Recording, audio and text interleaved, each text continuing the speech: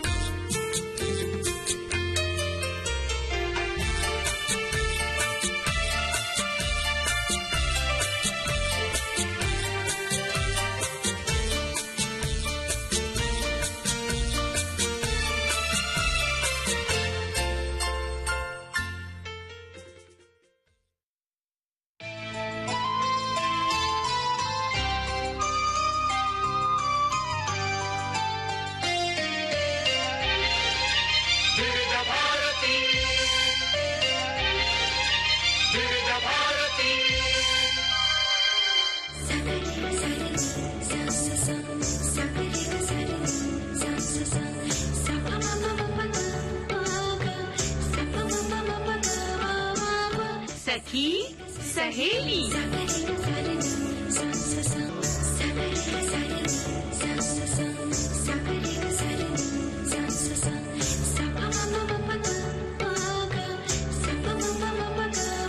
सखी सहेली।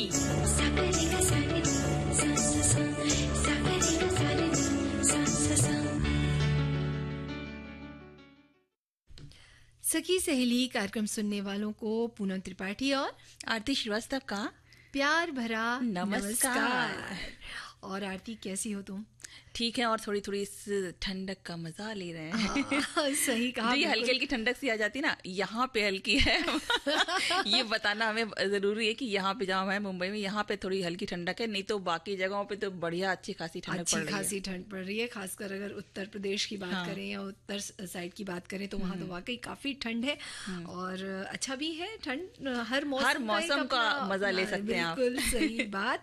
ये तो है, मजे की बात हो गई, आनंद की बात हो गई। हमारे श्रोता वेट कर रहे हैं भी आज किन किन विषयों पर हम बातें करने वाले हैं। आज पूनम, हम आज जो बात करेंगे ना, बहुत ही बढ़िया वाले विषय है हमारे। वो है जब भी, अच्छा खुद बताना, जब भी फुर्सत में बैठती हो तो कभी अपने ऐसा लगता है ना अपने बचपन के दिनों में चले गए हो? हाँ बिल्कुल, बचपन की बातें तो हमेशा याद रखनी है, याद आती है खासकर। अपनी दादी नानी के बनाए हुए वो अचार पापड़, बढ़िया बढ़िया चीजें जो हम खाते थे अपने, सब लोग घर में एक साथ रहते थे जब। बिल्कुल बिल्कुल। तो कहना चाहिए कि एक तरह की परंपरा जो होती है वो बन जाती है, या ये कहें 30 त्योहार होते हैं जो हम मिलकर बनाया करते थे, और नए नए पकवान जो बना करते थे। बिल्कुल, त्योहार आने की पता चल 1-2 महीने पहले ही पता चल जाता था कि अब ये त्योहार आने वाला है। मतलब तैयारियां ऐसी चलने लगती थी, कुछ बन रहा है, कभी कुछ बन रहा है, सारे लोग मिलके बना रहे हैं उसे। सच में बहुत अच्छा लगता था वाकई। लेकिन समय के हिसाब से, परिस्थिति के अनुसार कहना चाहिए, बहुत सी चीजें बदली भी हैं। लेकिन क्या है ना आरती, इन चीजों को हम अपने तरीके से, या कहें कि आधुनिक तरीके से हम इसे किस तरह से संभाल कर संजो कर रख सकते हैं, ये हमारे ऊपर निर्भर करता है, क्योंकि इसी में हमारी खुशियां हैं। बिल्कुल बिल्कुल। और जो दूसरा विषय है वो है डर को हराना है जरूरी। बिल्कुल, किसी भी तरह का डर हो, जब आप पहली बार कोई काम करते हैं तो हमेशा आप डरे हुए रहते हैं। बिल्कुल, कोई भी जरूरी नहीं। हाँ, वही बचपन की बात नहीं है, बड़े भी लोग हैं, हम लोग भी हैं। कभी कभी ऐसा होता है ना कि हम कुछ कहना चाहते हैं पर कह नहीं पाते सामने वाले से, कि कोई भी किसी भी किस्म का डर हो सकता है कि कोई, हम ये भी सोचते हैं कि हमारा अपना कहीं हमसे नाराज ना हो जाए, या कोई लेकिन बाद में जब अगर उसे पता चले तो वो ज्यादा चीज खराब हो जाती है। इससे अच्छा अपने डर पे काबू पाके उस चीज पे हमें आगे बढ़ना चाहिए। यानी उन परिस्थितियों को संभाला कैसे जाए, इस बारे में हम हर तरह का डर निकाल दीजिए। बिल्कुल अच्छे से बात करिए, बोलिए अपनी बात, अपनी मन की बात निकालिए।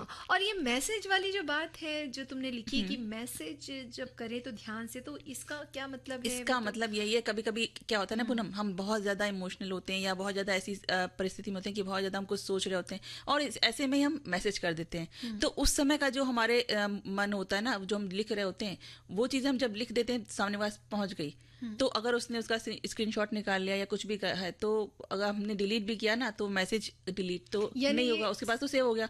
तो वो बाद में अगर हमें कोई चीज़ है तो हमारा उसका फ़ायदा भी उठा सकता है, हमारे इमोशंस का फ़ायदा उठा सकता है, या कोई भी बात है तो या हम किसी मुसीबत में फंस सकते हैं अगर हम कोई इस तरीके का संवेदनशील मैसेज कर दें किसी को।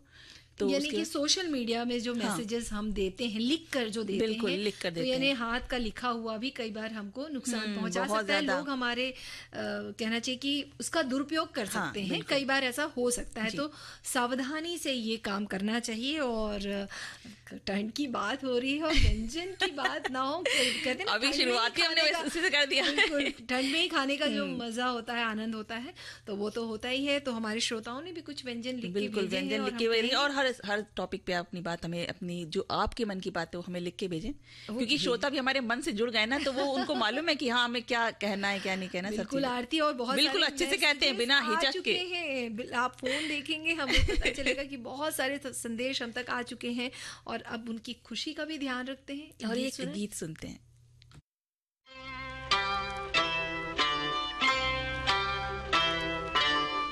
गुलाबी लाल गुलाबी फूलों से भरी, हे हरी भरी ओढ़े चुनरी, धरती सुंदर लागे कैसी, नील गगन की परियों जैसी, निहारो निहारो लाल गुलाबी फूलों से भरी,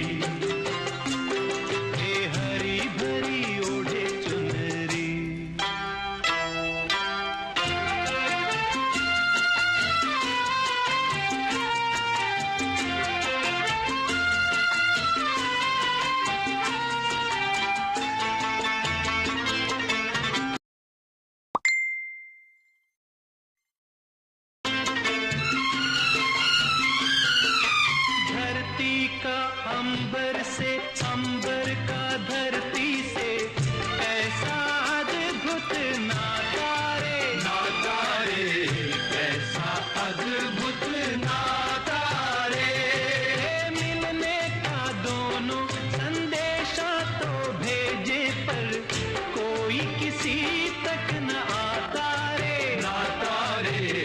ऐसा अद्भुत नाता रे, मधुर मिलन के सपने संजोए रहते हैं दोनों खोए खोए, निहारो निहारो लाल गुलाबी फूलों से भरी, हे हरी भरी ओढ़े चुनरी।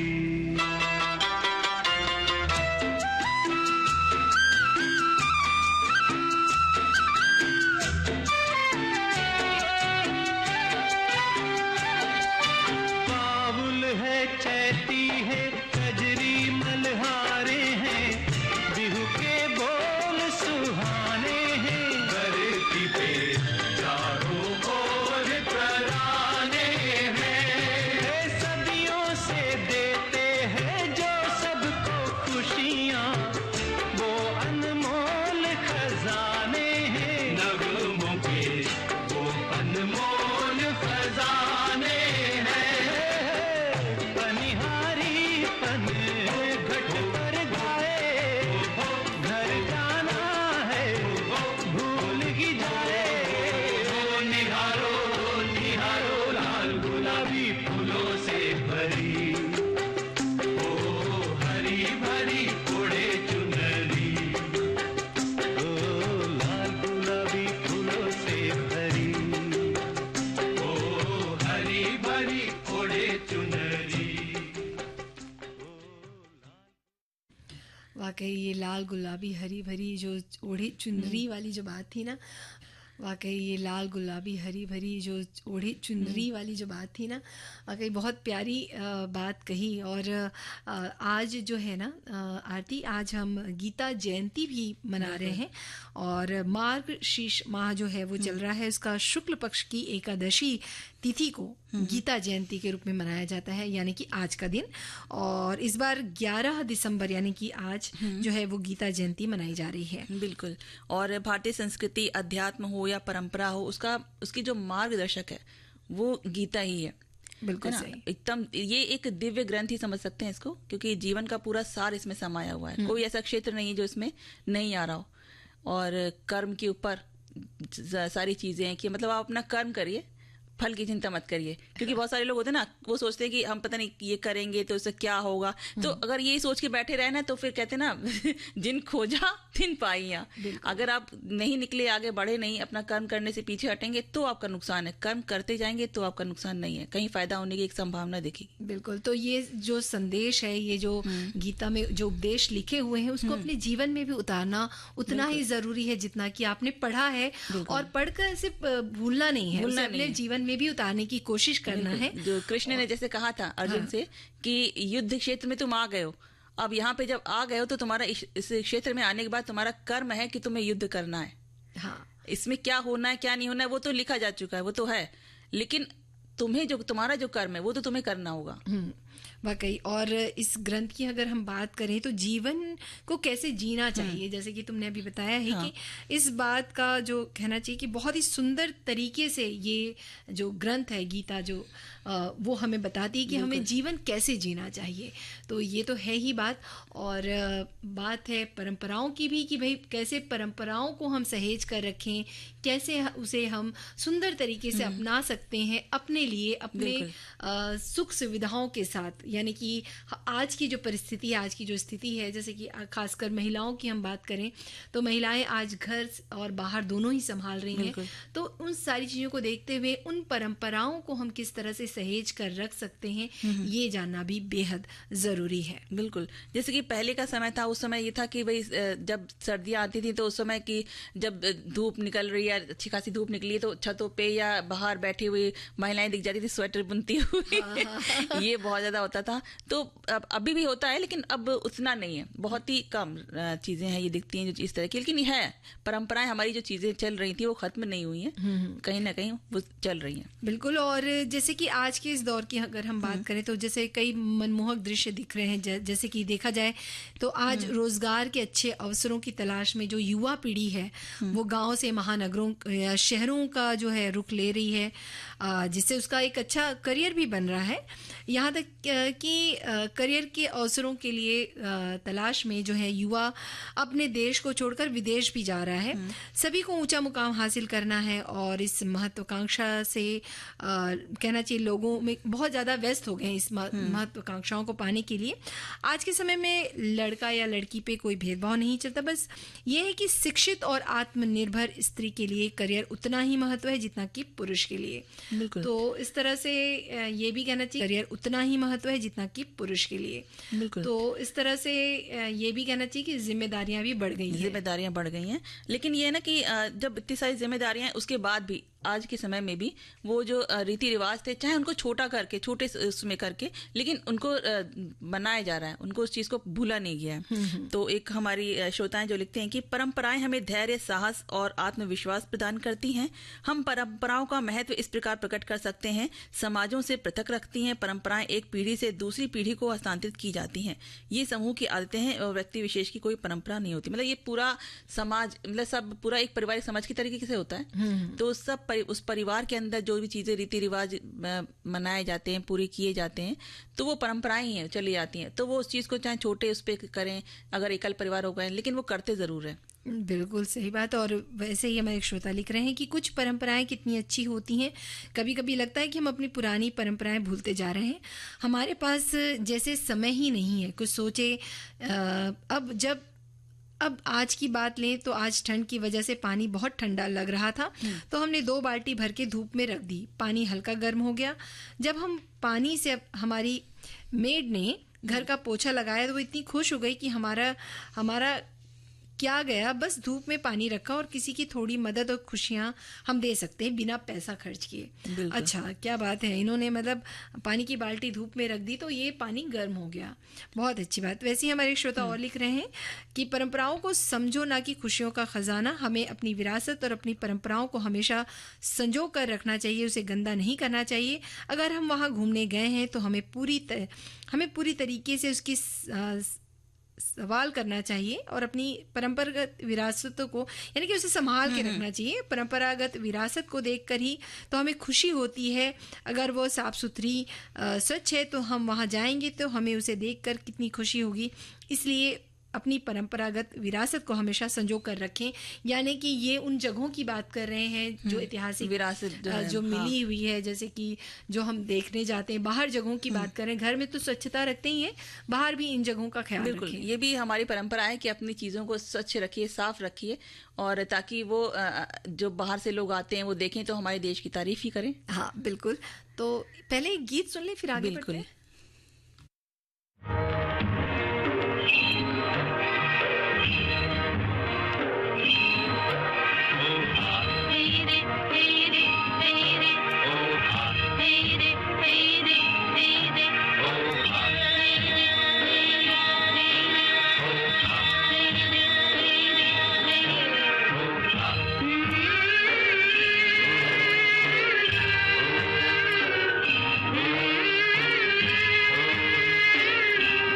ओहरे ताल मिले नदी के जल में, नदी मिले सागर में, सागर मिले कौन से जल में कोई जाने ना।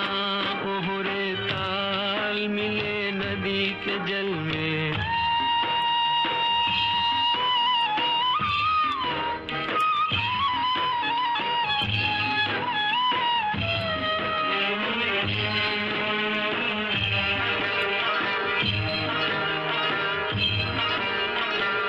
सूरज को धरती तर से, धरती को चंद्रमा, धरती को चंद्रमा, पानी में सीप जैसे प्यासी हर आत्मा, प्यासी हर आत्मा। ओ मितवारे पानी में सीप जैसे प्यासी हर आत्मा, बूंद छुपी किस बादल में कोई जाने ना। ओहरे ताल मिले नदी के जल में, नदी मिले सागर में, सागर मिले कौन से जल में कोई जाने ना। ओहरे ताल मिले नदी के जल में।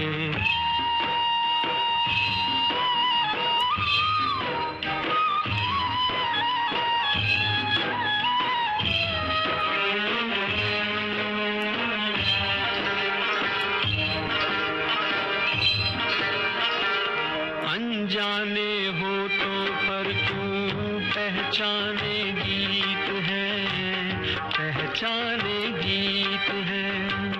कल तक जो बेगाने थे जन्मों के मीत है, जन्मों के मीत है।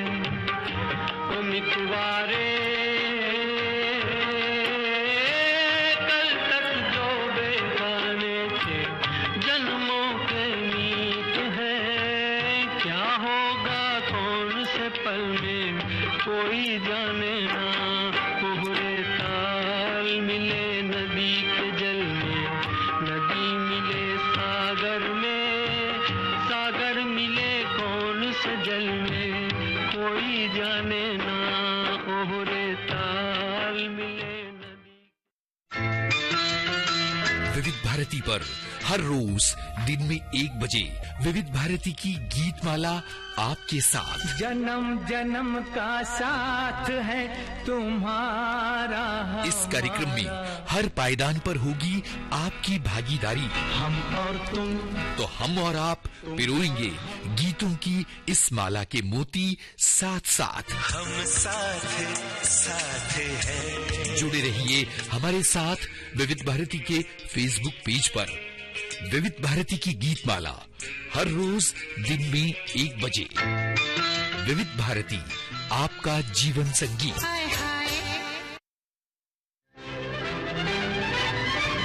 विविध भारती के पास है बेमिसाल हस्तियों का अनमोल खजाना। कहानी के किसी सीन की रिहर्सल चल रही थी, मैं भी टाइम पास करने के इरादे से खड़ा हो गया। जाने माने चरित्र अभिनेता जीवन, कैसे हुई थी अभिनय यात्रा की शुरुआत। डायरेक्टर ने आओ देखा ना ताओ मुझसे मुखातिब होकर बोले, अजी आप भी कुछ बोल दीजिए बरखुरदार। तो बस सिर्फ दिल बहलाने की गरज से मैं शुरू हो ही गया। बहुत कुछ कर लिया आराम मखमल के गदेलों में, सुलाऊंगा तुम्हें या पत्थरों में और ढेलों में। सरे दरबार खिदमत में हर एक बांधे कमर होगा, किसी के हाथ में बल्लम कोई करता चमर होगा। वाह वाह वाह वाह वाह वाह की आवाजें बुलंद हो गई। डायरेक्टर साहब ने मुझे गले से लगा लिया, कहने लगे, बरखुरदार अरे तुम तो बॉर्न आर्टिस्ट हो, फिल्म में एक्टिंग करो, मैं तुम्हारी लाइफ बना दूंगा, फोटोग्राफी को मारो गोली। ऐसी अनमोल यादें आपको मिलेंगी सिर्फ विविध भारती पर। विविध भारती, आपका जीवन साथी। सखी सहेली कार्यक्रम में एक बार फिर आप सभी का स्वागत है। तो हम बात कर रहे थे परंपराओं की और कहना चाहिए कि उनको कैसे संजो कर रखें ना आरती। तो अगर हम पुराने समय की अगर हम बात करें तो मनोरंजन के बहुत से साधन नहीं थे और ये त्यौहार, ये परंपराएं ही थी जो जीवन में अनेकों रंग मतलब भर दिया करती थी। ये भी कहा जाता है कि अगर ये मतलब बुनाई, कढ़ाई, पेंटिंग, जो जिस तरह की चीज़ें हैं, रचनात्मक चीज़ें हैं, ये तनाव को भगाने का भी काम करती है। मतलब कंसंट्रेशन बढ़ता है और कहना चाहिए तो जैसे आज के लोग जो डिप्रेशन की समस्या जैसे होती जा रही है, तो अपनी जड़ों, अपनी परंपराओं को जो है जाकर देखें, उन्हें संजो कर रखें, उनके बारे में फिर से सोचें। और अगर हम वाकई दिल से खुश रहना चाहते हैं तो इसे दोबारा अपनी ज़िंदगी में अपनी जड़ों की ओर हमें लौटना होगा। बिल्कुल, तभी हम खुश रह सकते हैं। बिल्कुल, तभी हम खुश रह सकते हैं। और परंपरा के मतलब ये भी नहीं है कि हम जो इस तरीके के रीति रिवाज हैं जो बहुत ज़्यादा खतरनाक है, अंधविश्वास वाली चीज़ें हैं, उसको बढ़ावा दें। हमने आज भी परंपराओं का सम्मान छोड़ा नहीं, बस उनको थोड़ा सा हमने लचीला बना लिया है कि थोड़ा सा एक इस तरीके से हम उसको, क्योंकि बहुत से अब शहरों में रह रहे हैं तो बहुत सारी चीज़ें वो नहीं कर पाते हैं समय की कमी की वजह से, तो उसको मतलब पूरा तरह से खत्म ना करें, बल्कि उसको थोड़ा सा अपने हिसाब से थोड़ा ढाल लें। चाहे आप कम स्तर पर, छोटे स्तर पर करें, लेकिन उस चीज़ को पूरा करें। तो अगर जैसे कि ये अभी देखिए चंद में जो करवा चौथ का व्रत ही आप ले लीजिए, तो पहले था कि जब पुराने समय की अगर बात करें तो वहाँ पे तो पानी भी नहीं पीना है, बिल्कुल कोई पानी भी नहीं पीता था। लेकिन अब थोड़ा सा इसमें थोड़ा सा बदलाव ले आए हैं कि थोड़ा पानी वानी पी लिया जाता है एक टाइम। तो ये चीज़ें थोड़ा सा लचीला अब अपने हिसाब से बना लीजिए उस चीज़ को, बस ये खत्म मत करिए उस चीज़ को। ठीक, तो ये है। और भी संदेश हमारे संदेश हमें एक श्रोता लिख के लिखा है उन्होंने कि आप दुनिया के किसी भी देश में रहें, अपनी परंपराएं जरूर कायम रखें। हो सकता है सभी परंपराएं निभाने में कुछ अड़चन आए, पर चाह लेने से सब कुछ संभव हो जाता है। आज सुदूर प्रदेशों में रहने वाले नवरात्रि, दिवाली, छठ पूजा त्योहार मनाते हैं तो सुनकर बहुत खुशी होती है। वाकई मतलब आज वैसे देखा जाए तो हर प्रदेशों में हर तरह के 30 त्योहार मनाए जाते हैं और हर तरह के लोग जो हैं वो मिले जुले लोग आपको मिल जाएंगे। तो सामान भी उपलब्ध हो जाते हैं बाज़ारों में। तो इस तरह से जो है रीति रिवाज जो है वो चलते रहना चाहिए और लोग जो हैं इसका फॉलो करें, या मतलब ये है कि अपने परंपराओं को संभाल कर रखें। परंपरा की बात अगर हम कर रहे हैं तो सिर्फ 30 त्योहार नहीं है, और भी बहुत सी चीज़ें आती हैं। जैसे कि अगर हम बात करें विवाह की, लोक संगीत की बात करें, शिशु जो होते हैं उनके नामकरण की अगर हम बात करें, कितने तरह के गीत होते हैं, गाए जाते हैं जो बैठ के। तो वो माहौल तो नहीं मिल सकता, लेकिन हम घर में ही ऐसा माहौल बना दें कि हमारे बच्चे भी हमसे आगे सीख पाए। हाँ, ताकि वो परंपरा आगे बढ़ती जाए, ना कि खत्म हो। हाँ, और ये ये सब चीज जैसे बोला भी गया कि हमारे श्रोताओं ने भी लिखा कि ये तो मनोरंजन के साधन है, तो कहीं ना कहीं इनसे हमें खुशियां ही मिलेंगी और बच्चे भी नई चीजें सीख पाएंगे। बिल्कुल, और वो एक साथ में रहना सीखेंगे, चीजों को समझना सीखेंगे, ये भी होगा। और एक श्रोता माई लिखते हैं कि परंपराओं की विरासत संजोना खुशियों का खजाना है। जी हाँ, एकदम सही बात है, लेकिन आजकल परंपराओं में है कौन? प्राय सभी तो पाश्चात्य परंपराओं की नकल में है। जन्मदिन भगवान के मनाए करते हैं और आज हम पाश्चात्य की देखा देखी अब अपने और अपने बच्चों की मनाते हुए, जन्मदिन मनाते हुए खुशी जाहिर करते हैं, जबकि मोमबत्ती जलाकर बुझाई क्यों जाती है ये भी नहीं जानते। अपने संस्कारों और परंपराओं को छोड़ हम सभी अपने वैवाहिक वर्षगांठ में लगे हुए हैं, जबकि हमारे षोडश संस्कार हैं क्या ये भी बहुत से लोग नहीं जानते हैं। फिर उनके समझौने की बात उनके सामने कहाँ है, जबकि अपने परंपराओं को जानने और संजोए रखने में विदेशी हमारे से ज्यादा आगे रहते हुए सुखी हैं, और हम उनके उन्हें अपनाकर कितने दुखी हैं ये तो हर एक इंसान का हृदय जानता है। भाई ये तो कहना चाहिए कि अपनी अपनी सोच है। और रही बात परंपराओं को, तो सहज ढंग से सहेज कर कहना चाहिए, इसे रखना चाहिए। और अच्छी परंपराएं जो होती हैं ना हमेशा सदियों तक जीवित रहती, कहना चाहिए इसे रखना चाहिए। और अच्छी परंपराएं जो होती हैं ना हमेशा सदियों तक जीवित रहती हैं। लेकिन कुछ जो गलत परंपराएं, गलत नहीं बोलना चाहिए, जो विषय से भटका दे या जो चीजें ऐसी हैं, कुछ ऐसी परंपराएं हैं जो जैसे अंधविश्वास की अगर हम बात करें तो अंधविश्वास में ना फंसे, उन चीज़ों को हम हटा सकते हैं, उन चीज़ों को लेकर आगे चलने की ज़रूरत नहीं है। हाँ, लेकिन कुछ अच्छी परंपरा जिससे आपको मनोरंजन मिलता हो, आप खुश होते हो, तो उसे कहना चाहिए, उसे लेकर चलेंगे आप तो सकारात्मक जो है, सकारात्मकता बढ़ेगी और इन बातों को अपनाना भी चाहिए। जी, और इसके साथ गीत सुन लेते हैं। हाँ,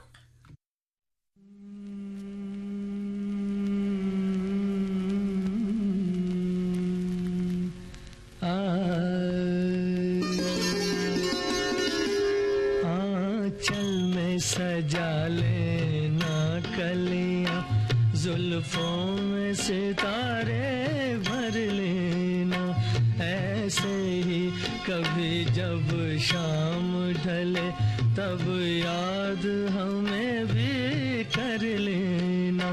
आंचल में सजा लेना कलियां।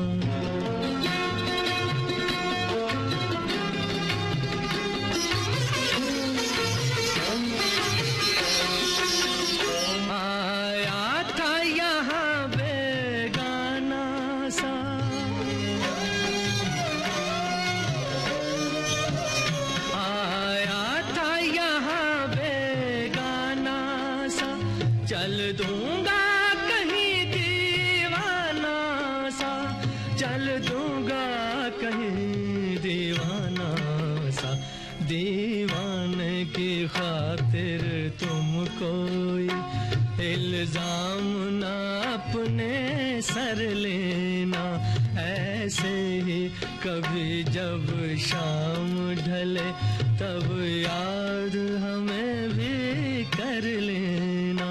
आंचल में सजा लेना कलियां।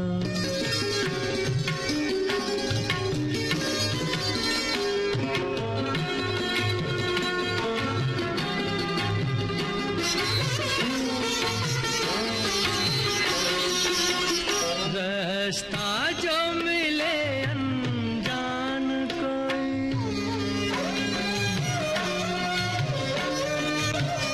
रास्ता जो मिले अनजान कोई, आ जाए अगर तूफान कोई, आ जाए अगर तूफान कोई, अपने को अकेला जान के तुम आँखों में आंसू भर लेना, ऐसे ही कभी जब शाम ढले तब याद हमें भी कर लेना।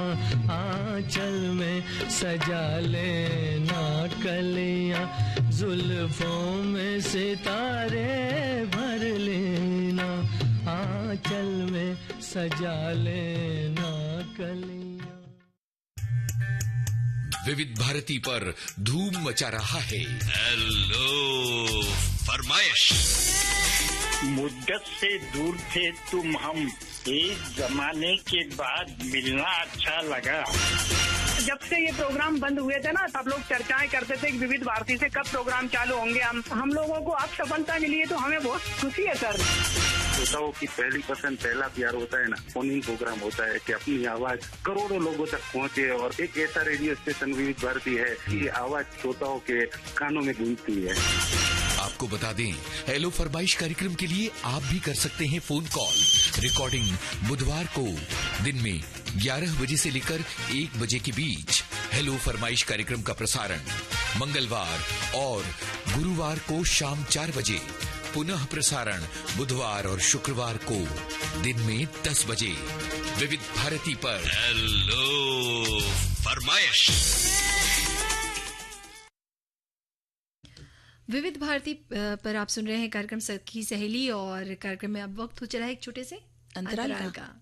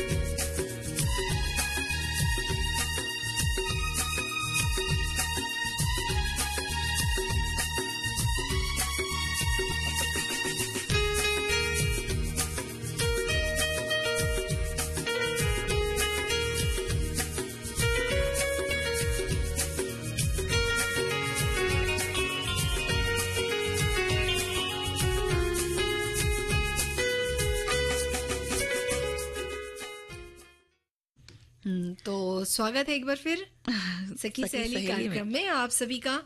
और डर की बात कर रहे थे क्या? नहीं डर की बात नहीं कर रहे थे, डर की बात हम करने जा रहे हैं। डर तो सबको लगता है, डरना जरूरी है, लेकिन डरना जरूरी नहीं है।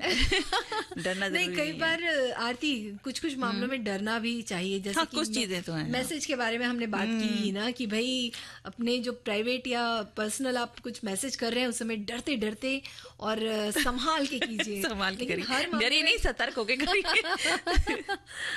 और अभी हम बात करेंगे थोड़ा कि डर को आप हराइए और आगे बढ़िए। बिल्कुल। और जब परेशानी आती है ना तो ऐसा होता है ना, कई बार डर की जो मनोदशा रहती है, ऐसी स्थिति में हमें सचेत हो जाना चाहिए। जैसे देखा जाए कि पारिवारिक अगर हम बात करें या परवरिश की बात करें तो कई बार ऐसा भी होता है कि बचपन की अगर हम बात करें तो बचपन में माएँ जो होती हैं वहीं से डर शुरू होता है, अरे वहां नहीं जाना, वहां पर ये भूत है। सबसे ज्यादा कॉमन बात है, भूत है। तो कई बार कुछ चीजों के लिए मतलब माएँ जो है बचने के लिए बच्चों को डराती भी हैं।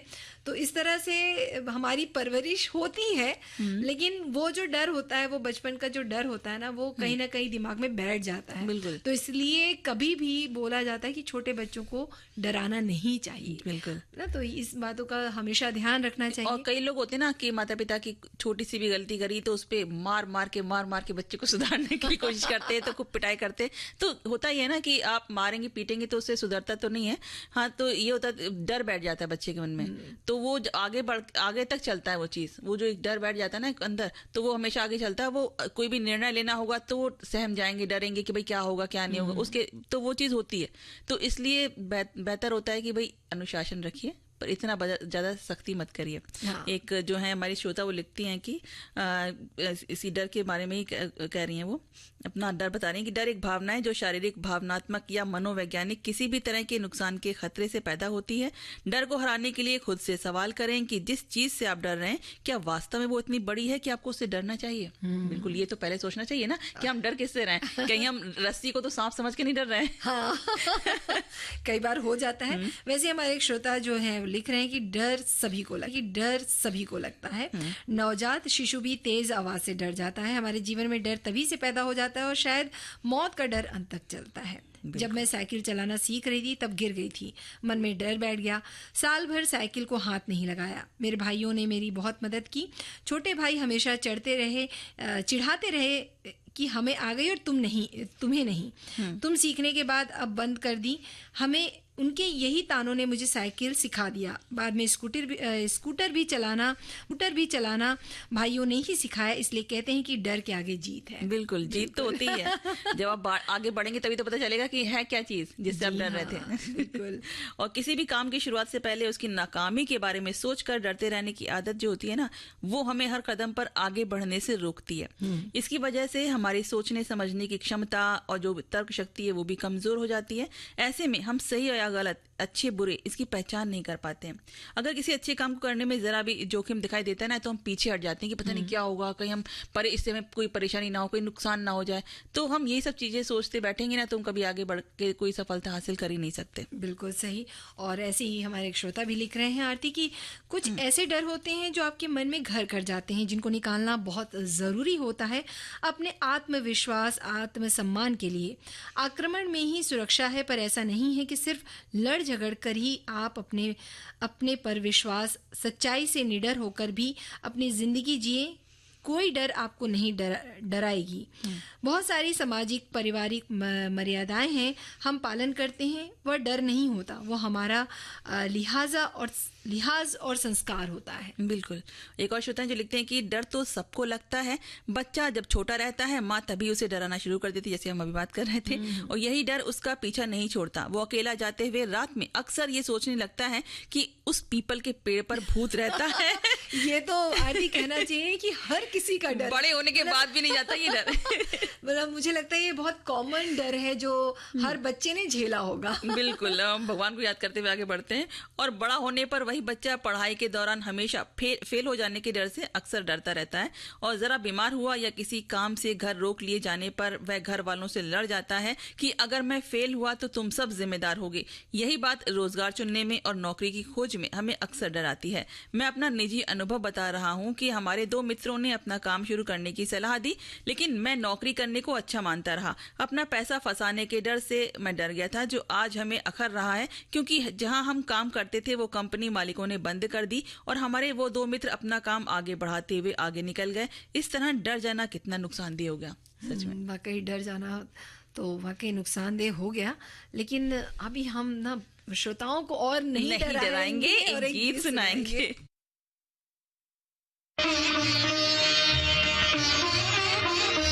फिर ना कीजिए मेरी गुस्ताख निगाही का गिला। देखिए आपने फिर प्यार से देखा मुझको। मैं कहाँ तक न निगाहों को पलटने देती। आपके दिल ने कई बार पुकारा मुझको।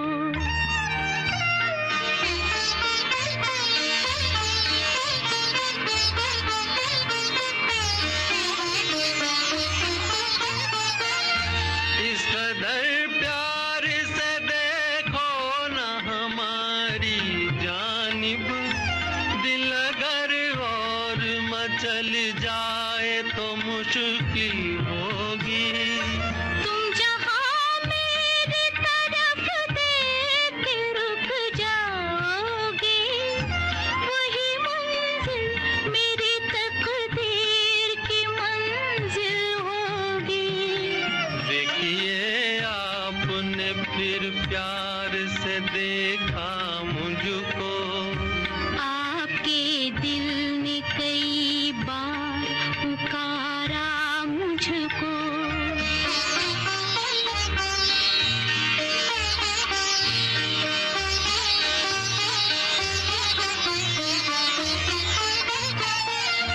एक यूं ही सी नजर दिल को जो छू लेती है, कितने अरमान जगाती है तुम्हें क्या मालूम।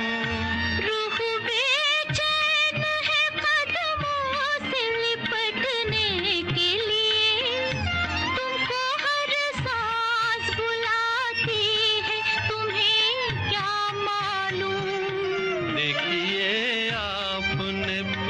प्यार से देखा मुझको, आपके दिल ने कई बार पुकारा मुझको।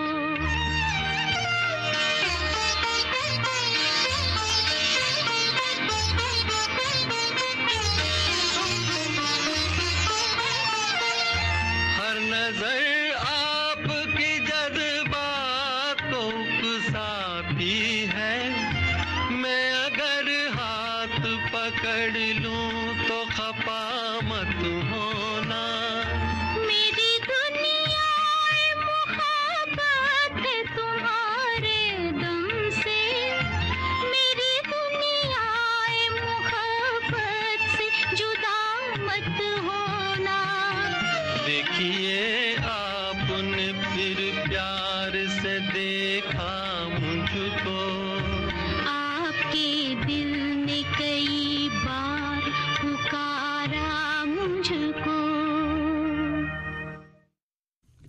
आरती, हमारे एक श्रोता ने लिख भेजा है, जो हम परंपरा की बात कर रहे थे। वो लिखते हैं कि अभी जब हम अपनी बेटी के पास कनाडा गए थे तो वह गणेश उत्सव को कुछ परिवारों ने इतने अच्छे से मनाया। भले ही 9-10 दिन के त्यौहार को 2 दिन सैटरडे संडे को मनाया, पर इतना अच्छा बच्चों के प्रोग्राम और गणेश जी की आरती, भजन, प्रसाद सब मस्त था। तो यदि हम परंपरा निभाना चाहें तो हम कहीं भी हो कर सकते हैं। बिल्कुल, कुछ भी कर सकते हैं अपनी परंपराओं की सुरक्षा के लिए। तो पूनम, एक डर को लेके एक हमारे श्रोता कहते हैं कि डर को हराना है जरूरी। भाई, डर तो भय को ही कहते हैं ना। ऐसे में संत तुलसीदास ने कहा है कि भय बिनु होए न प्रीति। फिर ऐसे में सोचिए कि डर को भगाया जाए या फिर डर के साथ प्रीति की जाए। वैसे लोक में देखा गया है कि बालक बड़ों में भी डर हावी रहता है। एक हमारी मौसी जी थी, उन्हें रुई से डर लगता था।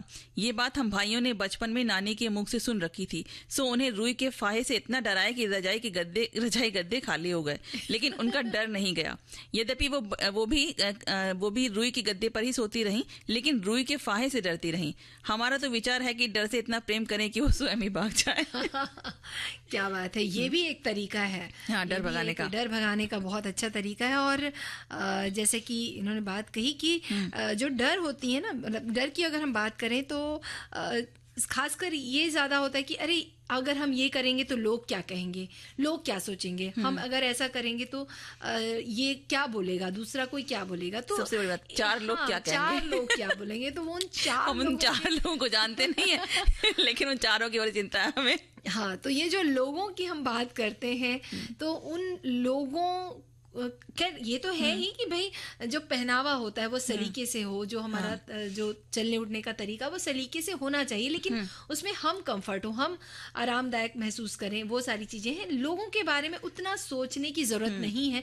जब आप कोई भी नया काम कर रहे हैं, ये भी होता है कि बचपन से किसी ने आपको किसी तरीके से देखा है, या मतलब हो सकता है घर के बड़े बुजुर्ग जो हैं आपको कई सालों के बाद मिल रहे हों, तो ये बोले कि अरे भाई तुम ये काम क्यों कर रहे हो, तुम तो ये काम कर ही नहीं सकते क्योंकि तुम तो बचपन में ऐसे थे।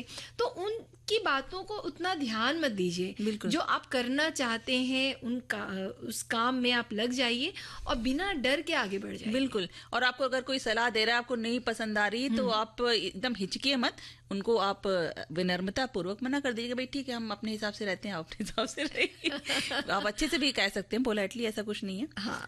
और अगर हम प्रोफेशनल लाइफ की बात करें तो ऐसे लोग को जो होते हैं, कई लोग ऐसे होते हैं कि नई चुनौतियों को स्वीकार करने से डरते हैं, इसलिए अक्सर कामयाबी से दूर रह जाते हैं।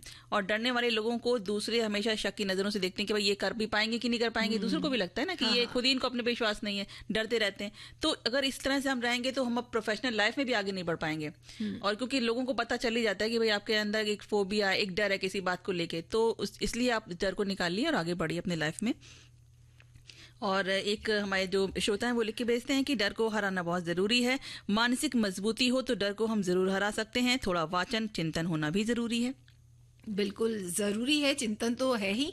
और इसके अलावा भी अगर हम पूरे विश्वास के साथ अगर हम निर्णय सही लेंगे ना, तो किसी भी तरह के दबाव में आकर अपने निर्णय से पीछे हटने की गलती कभी नहीं करनी चाहिए। इससे हमारा आत्मविश्वास कम होता है। इसलिए डरना नहीं है, सचेत और सतर्क रहना है। और डर को हराकर सफलता की मंजिल तक पहुंचा जा सकता है, आराम से पहुंचा जा सकता है। बिल्कुल। और एक हमारे श्रोता हैं जो कहते हैं कि डर से मानसिक और शारीरिक रूप से कमजोरी आ सकती है, डर से कई अच्छे मौके हाथ से निकल सकते हैं। डर को हराने के लिए डर पर प्रकाश डालना जरूरी है। डर को हराने के लिए डर को जानकारी के साथ हराना होता है।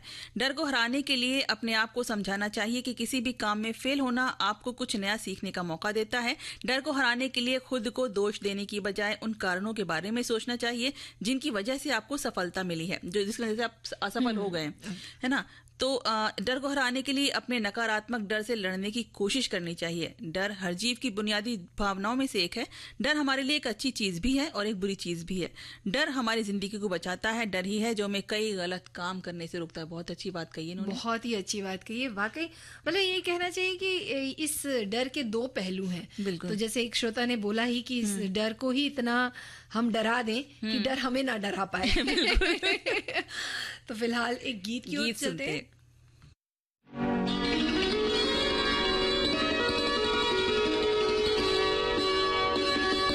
चंपा कली देखो झुकी गई रे, जादू किया मेरे प्यार ने। जूही के फूल तूने दिल ले लिया रे, पागल किया तेरे प्यार ने। ओ चंपा कली देखो झुकी गई रे, जादू किया मेरे प्यार ने।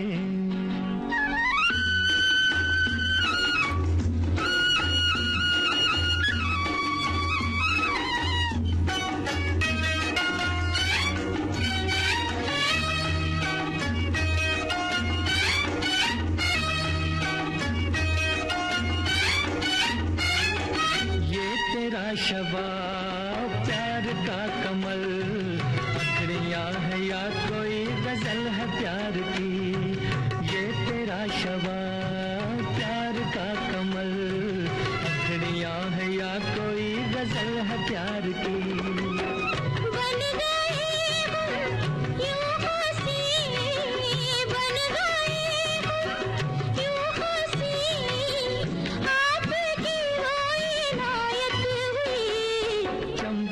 कली देखो झुकी गई रे, जादू किया मेरे प्यार ने।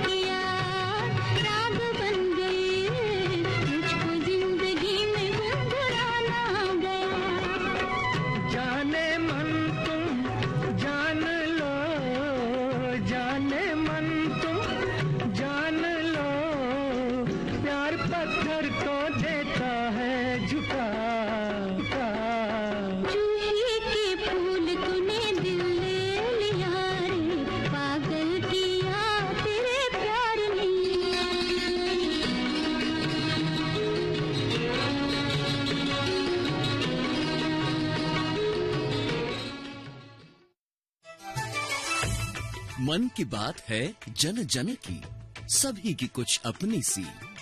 संघर्षों के कुछ किस्से, कहानी कुछ सफलताओं की, अनकही विरासत की, उम्मीदें नए भारत की। महीने के आखिरी रविवार का रहता है इंतजार, मलयाचल के आंचल से विंध्याचल के आंगन तक, ब्रह्मपुत्र के घाट से हिमालय के विस्तार तक होती है मन की बात प्रधानमंत्री के साथ। तो सुनिए इस महीने 29 दिसंबर सुबह 11 बजे मन की बात आकाशवाणी और दूरदर्शन के सभी चैनलों पर। माननीय प्रधानमंत्री के प्रसारण के तुरंत बाद मन की बात का प्रादेशिक भाषाओं में अनुवाद आप सुन सकते हैं आकाशवाणी और दूरदर्शन के संबद्ध प्रादेशिक चैनलों पर। मन की बात के प्रादेशिक भाषाओं में अनुवाद का पुनः प्रसारण आप सुन सकते हैं रात 8 बजे आकाशवाणी और दूरदर्शन के सभी प्रादेशिक चैनलों पर। तो याद रखें, रविवार 29 दिसंबर सुबह 11 बजे मन की बात। विविध भारती के पास है बेमिसाल हस्तियों का अनमोल खजाना। जरा सुनिए कैसे बना ये गाना। जब मैं गांव के छोटे छोटे बच्चों के साथ धूल मिट्टी में खेला करता था। संगीतकार सचिन देव बर्मन। बहुत ही बूढ़ा किसान एक गीत गाया करता था। एक बूढ़े किसान का गीत मेरे दिल में घर करता गया। रंगीला रंगीला रंगीला रे रंगीला আমার ছাড়িয়ে বন্ধু কই কই গেলা রে বন্ধু রঙ্গিলা রঙ্গিলা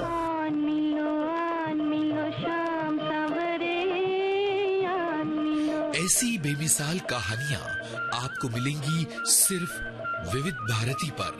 विविध भारती, आपका जीवन संगीत।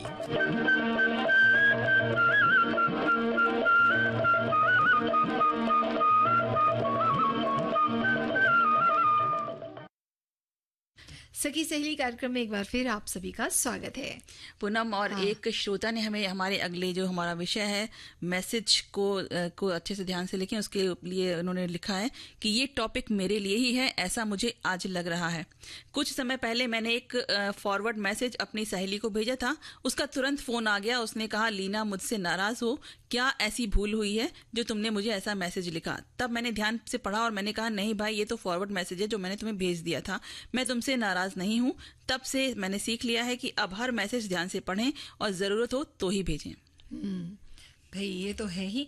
और हमारे श्रोता ये भी लिख रहे हैं कि मैसेज भेजने से पहले ध्यान देना बहुत ज़रूरी है। कभी कभी कोई मैसेज पसंद आ भी जाता है तो यदि उसको फॉरवर्ड करने की सोचते हैं तो कई बार उसमें अगर स्पेलिंग भी गलत होती है तो मैं उसको कतई फॉरवर्ड नहीं करती। वो लिख रही हैं, मैसेज किसको भेज रहे हैं वो सकारात्मक प्रभाव रखता है कि नहीं, सब कुछ देखभाल कर ही मैसेज करते हैं तो सही है, वरना ये महज टाइप नष्ट करने का साधन है। टाइम नष्ट करने का साधन है। बिल्कुल जी।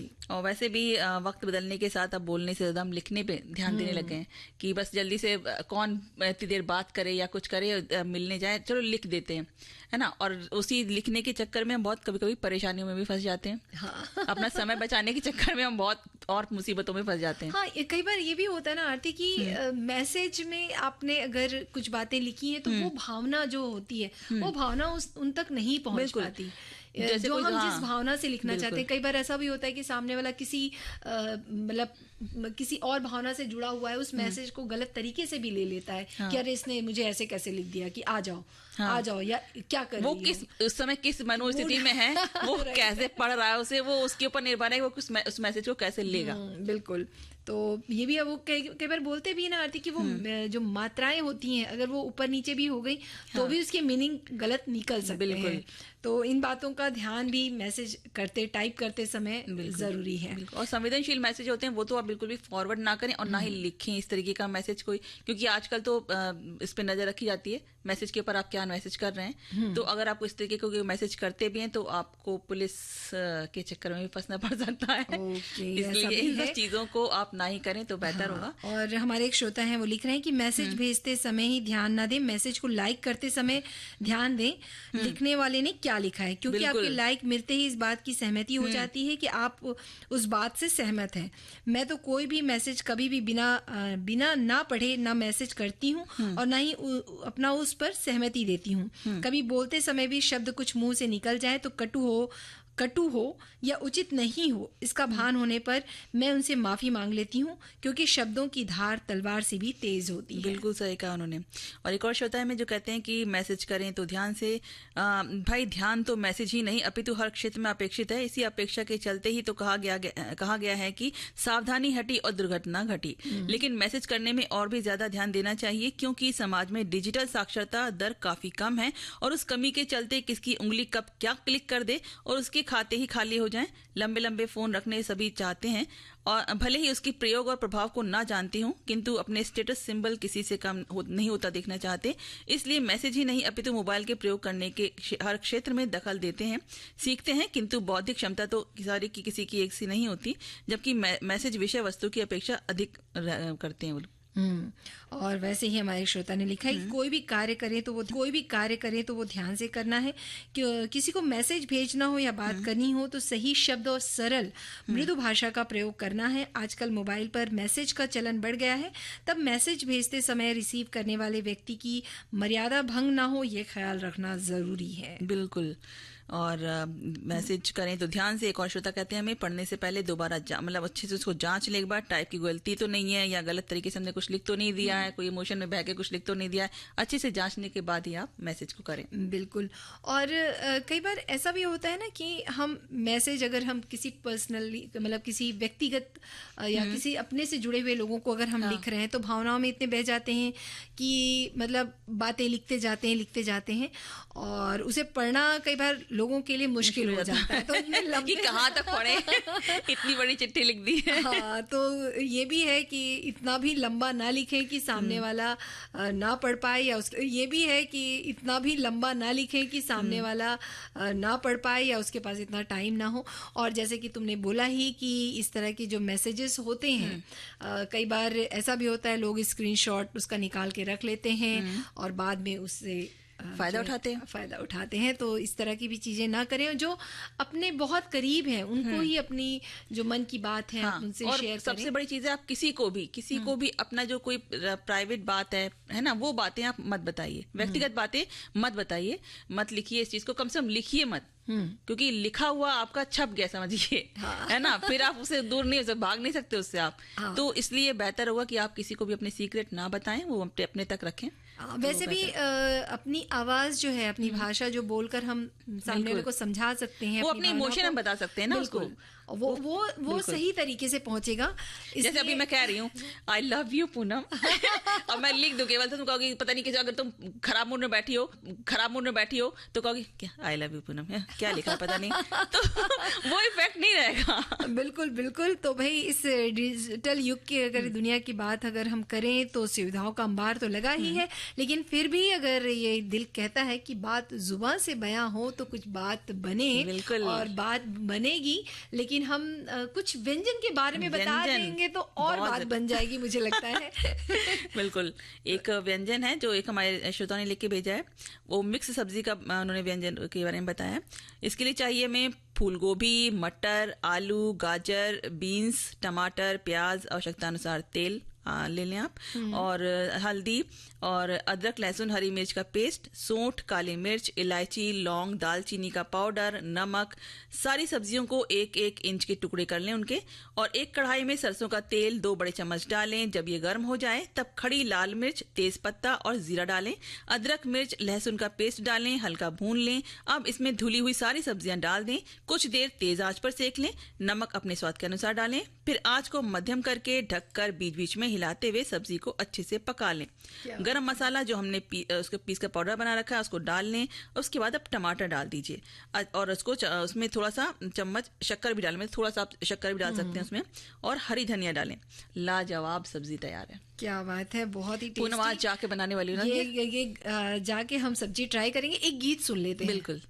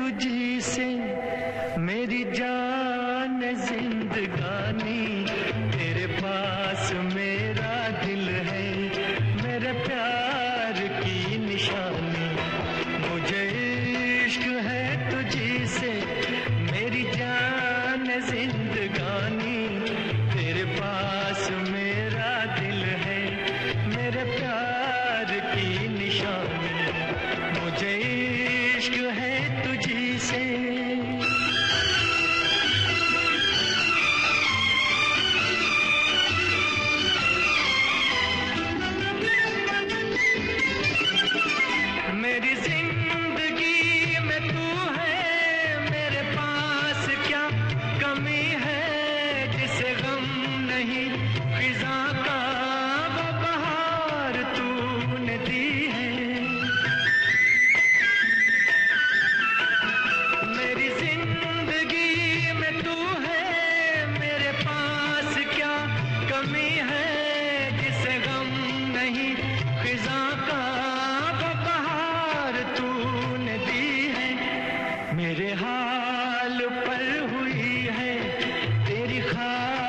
मेहरबानी, तेरे पास मेरा दिल है, मेरे प्यार की। अब सखी सहेली कार्यक्रम से दीजिए अनुमति पूनम त्रिपाठी और आरती श्रीवास्तव को नमस्कार। नमस्कार। सखी सहेली।